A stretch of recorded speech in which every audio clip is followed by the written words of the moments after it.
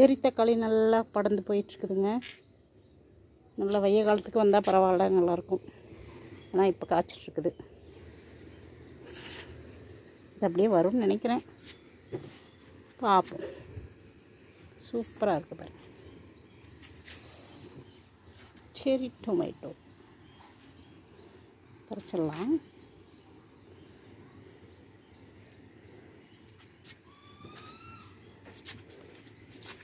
Red சும்மா அழகாக இருக்குது பாருங்கள்.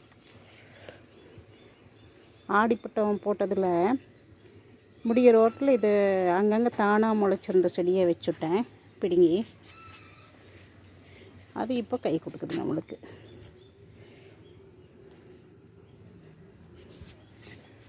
தானாக முளைச்சிருந்த நாற்றை எடுத்து வச்சுட்டேங்க. அங்கங்கே தொட்டியில் இருந்துச்சா.